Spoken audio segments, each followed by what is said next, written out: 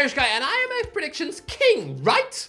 Just forget that I begun the season by actually pouring milk on my face every single week. But listen, Champions League season is back, and Newcastle are in it. What? What?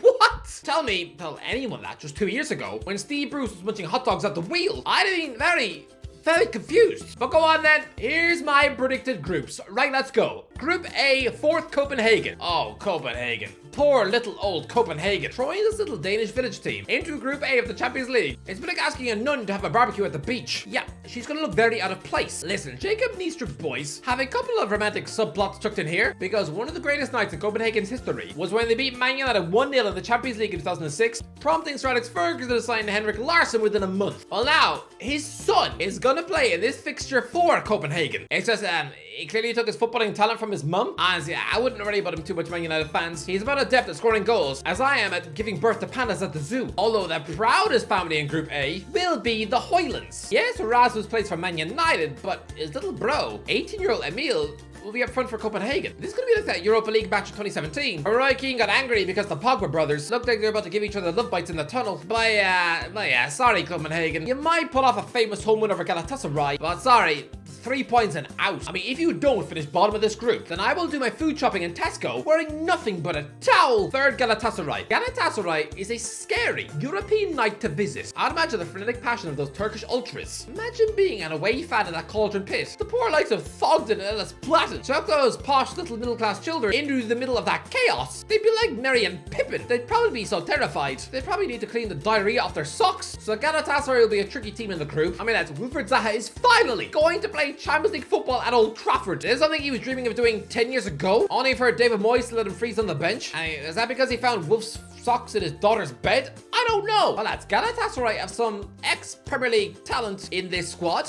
Davinson Sanchez, Tete, Tanguy Ndombele, Hakim Ziyech, Lucas Torreira, and chucking in Maverick superstar like Mario Cardi. I mean, he's got a terrible choice of women, yes. I mean, the guy will probably propose to Katie Hopkins next, but he is a goal machine. I think Galatasaray will push for second until the final day. I reckon they will beat Man United at home in a crazy game. Probably something like a nutty 3-2 or 4-3 win. It'll be an absolute Champions League classic. But yeah, they will fall just short. 2nd, Man United. I'm tipping Man United to finish 2nd in Group A, which on the face of it looks obvious, but guess what? This will only be the 2nd time that this club have finished 2nd in the Champions League group since 2004, but it's pretty simple. Does anybody really believe that this club will finish above Bayern Munich? No. Every couple of years, a top proud club gets absolutely spanked by the Germans. Like when Arsenal conceded 10 across 2 legs, or the night Barcelona shipped 8, or when Tottenham let in 7. So yes, I think Man United will catch a 5-1 L in Germany in a battle between the English Harrys. So yeah, this will be unconvincing. I see them losing in Germany and Turkey, but they will win every other match and scrape through thanks to a famous last day December win over Bayern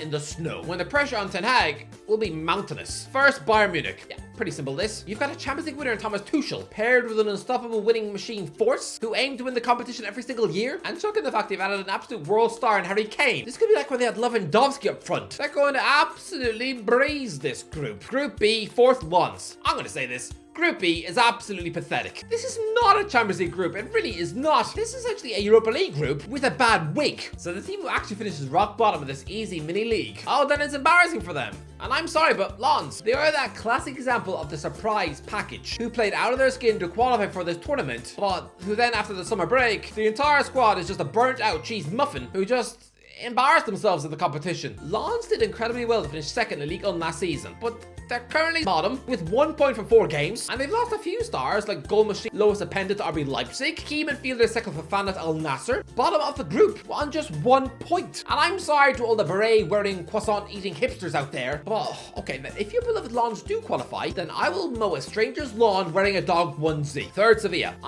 I know. Imagine to be Sevilla to finish 3rd in such an easy Champions League group after they just re-signed one of the greatest football warriors in the history of the sport. Do you really think Sergio Ramos is going to be content with finishing 3rd? No, he'd probably feel like ripping off Lamella's head and feeding it to a pig, right? But lads, no.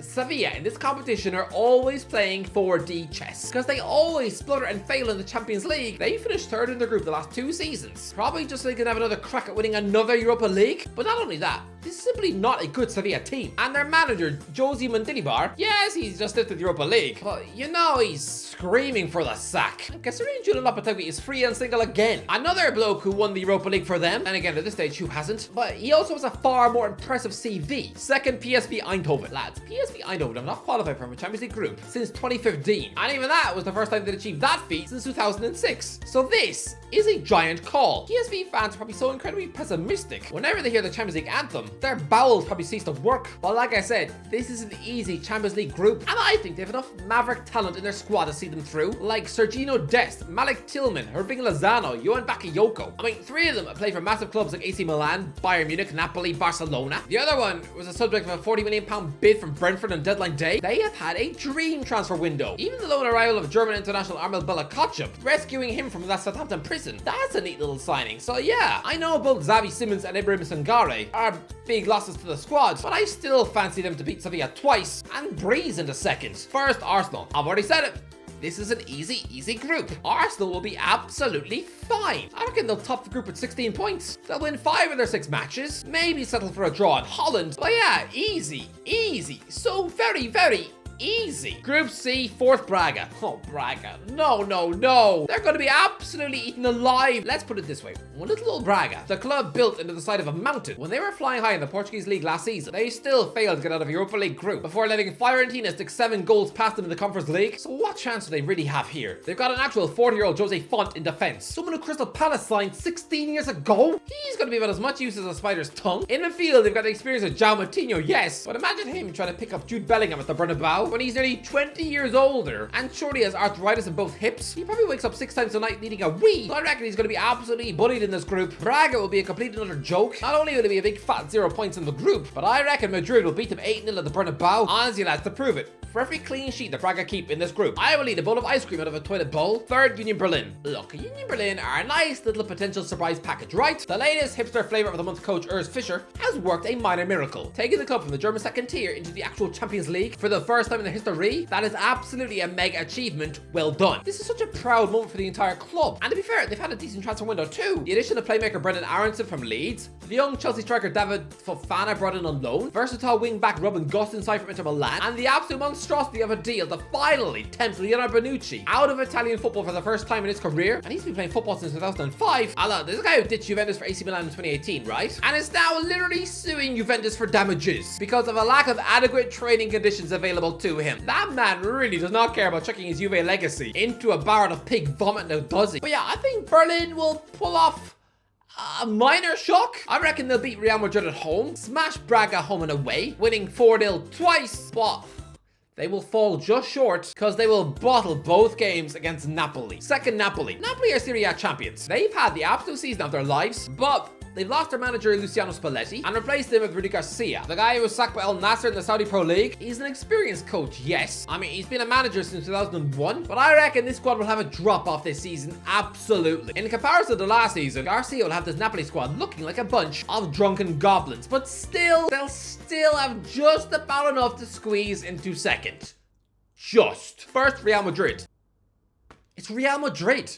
If they don't top this group, I will let a bumblebee sting me on the tongue. Group D, 4th, Red Bull Salzburg. Red Bull Salzburg have a former manager Barnsley at the wheel, Gerhard Struber, who just spent 3 years at New York Red Bulls. I'm sorry, but this squad is mightily unimpressive. This Austrian unit is going to get absolutely torn apart. Bottom of the group on 2 points, easy. Third, Benfica. Benfica fans are going to think that I'm absolutely insane. This was a Portuguese outfit who were absolutely monsters in the Champions League last season. They are a threat. That is completely true. But they've lost their goal-scoring talisman in Gonzalo Ramos to PSG. And they brought back Angel Di Maria on a free, which I guess is a romantic, nice little fairy tale, that he would rather rejoin the club he left 13 years ago instead of chasing the fat bag out in the Saudi Pro League. That's all very nice, but I just think Roger Schmidt's men are gonna have a bit of a flop season, and yeah, wind up in third. Second, Inter Milan. Pretty simple. Inter Milan will have enough to squeeze through the group. There is enough actual quality in this squad, although they made some very weird signings. Mark Arnautovic, Davy Klaassen, Juan Cuadrado, and Alexis Sanchez again. Yes, France right back Benjamin Pavard is an ambitious £30 million buy from Bayern Munich, but the others, it's so weird. It's been like being given a box of tarantulas for your birthday. Just very odd. But yeah, Simon Inzaghi's men will still qualify fairly comfortably. First, Real Sociedad. This is Real Sociedad's first Champions League appearance in 10 years, which was also their first appearance in the Champions League for 10 years. They seem to do this thing once a decade, so you might think this is a daunting task for the club, but I think Emmanuel Aguafil is a tasty tactical innovator, and they have enough quality in the squad, like Japanese midfielder Takafusa Kubo, who is going to have a breakout sensational season. Honestly, give it a year, and he's going to be getting linked with Chelsea. And they've got the two Michels in midfield, Mourinho and Oyarzabal, both Spanish internationals. And look at the symmetry in defense. They've got both Alvaro Adriozzola and Kieran Tierney as the solid full-backs. I think this team are going to be the surprise shock outfit of the entire competition. Last season, they only finished 7 points behind Real Madrid, and they won at the Nou Camp in May. I genuinely believe that Aguafil is the breakout coach in European football this season. And Sociedad in this competition are going to be saucy. Group E, 4th Feyenoord.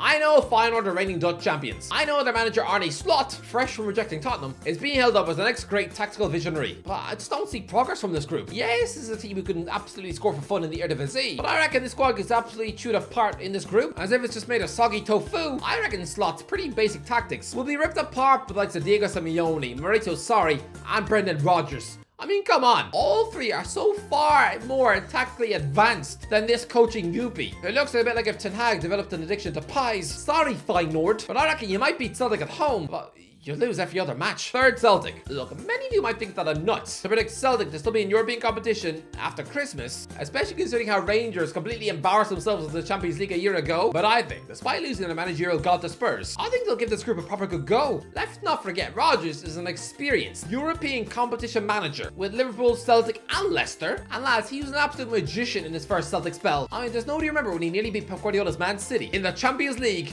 twice. I think Celtic will beat Feyenoord and Atletico Madrid at home. They'll do themselves proud and yeah, nick 3rd place with 6 points. 2nd, Atletico Madrid. You know, it's a mental stat. Atletico Madrid have not actually won their Champions League group for 6 years, and last season was bordering on a disgrace when they finished bottom of a, let's be honest, Europa League standard group. So surely Simeone's men are going to try and salvage some pride by putting this group to sleep and win it this time, right? Nah, I still don't think so. This is going to be another season where they just slip up and finish 2nd. First, Lazio. Do not sleep on the job that Maurizio Sarri is doing at Lazio. I know they absolutely bottled the Europa League group last season. Cries up, they lost to Feyenoord, failed to beat Sturm Graz home and away, and conceded 5 at FC Midtjylland. It was absolutely gross levels of incompetence. But I'm sorry, they finished 2nd in Serie A playing slick Sarri ball. I think they will shock everyone to top this group. I reckon Lazio are going to be absolutely quality. Group F, 4th, Borussia Dortmund. Borussia Dortmund have just bottled the Bundesliga title race on the final day. They've also had one of their absolute superstars wrestled away for the 3rd summer in a row. They must be getting pretty sick of that. Jude Bellingham is leaving a massive fat hole in their midfield, and just like when Liverpool failed to recover from that Stevie G slip, I think Dortmund are going to have a pretty miserable hangover season. Erden Terzic will be sacked by Christmas, and yeah, this is going to be a pretty pitiful, lifeless effort. It's going to be like Klopp's final season at Dortmund, just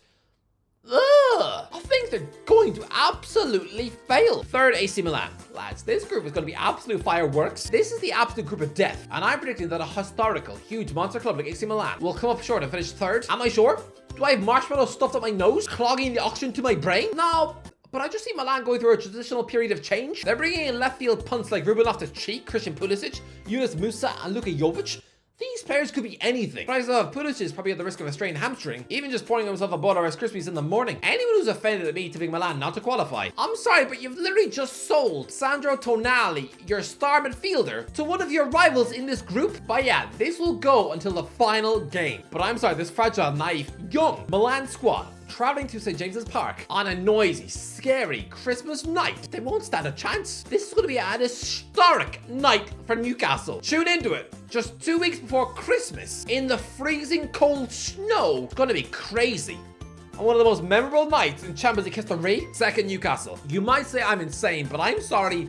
No! Eddie Howe is now a Champions League manager. You need to forget about him just being a lonely Bournemouth coach who was recently offered the Crystal Palace job. He has put together a Newcastle squad who on their day can beat anyone. Why should Newcastle be afraid of this group? I genuinely believe they will win their home matches against Dortmund and Milan. I mean, against Milan, I see a last minute 3-2 win. It's going to be sensational. I also see them holding PSG to a 1-1 draw at St. James's Park, and they'll nick a point at the San Siro and win at Dortmund to silence the yellow wall. They'll get thumped in Paris, yes, where Dan Burn will absolutely be made to look like a blind postman trying to eat soup with a fork. It'll be a night of embarrassment. It's going to be a humbling. I'm gonna go with a 4-0 PSG win, but I'm sorry, final match day. They will blow Milan out of the water and finish second in the group of death. I know. Absolutely mental. First PSG. Yeah, pretty simple this. I know this is a transitional season for PSG of sorts too, but come on, no team with Kylian Mbappe is not topping the group. They'll have a couple of sticky moments here and there, but no. Luis Enrique's men will win this group. I mean, they can't let a team with Paul Dummett in their squad steal top spot. Now, that is far too ridiculous for this proud Qatari ownership. They'll take the group seriously and yeah, first. Group G, fourth Young Boys. Obviously, you're gonna see before Christmas. Look at the table, okay? Young Boys bottom. It's going to read like Philip Schofield's list for Santa Claus. Third, Red Star Belgrade. Again. Obvious. Second, RB Leipzig. This is the most predictable group in the list. I'm sorry, but it is. You don't even need any arguments from me, because this is about as predictable as the goddamn alphabet. RB Leipzig have absolutely landed on their feet. They've sold their 3 superstars in Dominic Szoboszlai, Christopher Nkunku, and Jotko Vardiol. All 3 nicked away by Premier League vultures, and yet they're still going to absolutely breeze this group. Don't get me wrong, they'll lose 6-1 at the Etihad, but I think we're going to see Fabio Carvalho and Benjamin Sesko being the next young bromance in football. Those two will link up perfectly in the final third of the pitch, and yeah, easy second. First, Man City. Treble winners. I know this is the most predictable group. This isn't even a question. Everyone knows exactly how Group G will finish. I'm gonna look back at this video in December, and if I'm wrong, I'll slap myself on the nose. Group H, fourth Royal Antwerp. Poor old Royal Antwerp. A club have been around European football in the past, yes, but not the Champions League. No, not since 1957, when they lost 8-1 in aggregate to Real Madrid. That is their only experience of competing in this competition, and it's an ugly memory. So now, oh dear, with poor old Mark van Bommel at the wing, a failed Wolfsburg coach, they've got absolute joke flops like Tottenham disaster Vincent Janssen up front. I thought he'd been banished to Mexico. And they're captain by Belgian centre half Toby Alderweireld, who must surely be approaching his 50th birthday. Lads, they've got people like Richie Delat in defence. This is a joke. They're going to be the worst team in the competition by a stretch. Bottom on 0 points, with the worst goal difference in the whole thing, and with at least 2 6-0 slappings. Third, Shakhtar Donetsk. Shakhtar Donetsk have always been a pretty tricky team in Champions League football, but let's be real, they haven't actually qualified from a group since 2018. And here, don't get me wrong, I think Patrick Van Leeuwen's squad will push Porto all the way, but no. Third place in Europa League. Second, Porto. This is a decent Porto side. I know Benfica fans are going to be furious, but I've tipped them to crash out while saying that FC Porto will sneak through. I think Porto will have a good season. And let's be real, this isn't exactly a tough group. Come on, Royal Antwerp make up a quarter of the group. I could gather 11 stray cats, sellotape them together, chuck them out onto the pitch, and they'd probably push Antwerp to a goalless draw. Porto will be decent, and will do just about enough to nick second. But as for pushing Barcelona, oh no. Barca will eat them like a meatloaf pie. First, Barcelona. For a club who are supposed to be absolutely suffocated by financial troubles, staring at the Grim Reaper's door, then I'm sorry, since having to ditch their absolute goat, since forcing Messi to cry, they've since signed the likes of João Cancelo, Jules Koundé, Ilkay Gundogan, Robert Lewandowski, Rafinha, Ferran Torres, and João Felix on loan. For some reason, despite being barely able to afford sausage rolls for the canteen fridge, this is an absolutely star-studded squad. And so if they don't top this group, then I'm sorry, Xavi should probably have his brain yanked out his nose. Anyway, that's the video. Let me know what do you think. Let me know in the comments below what do you think. Okay, let me know what your Champions League predictions. If you enjoyed the video, don't forget to give a like, subscribe as always. I'll talk to you in a while.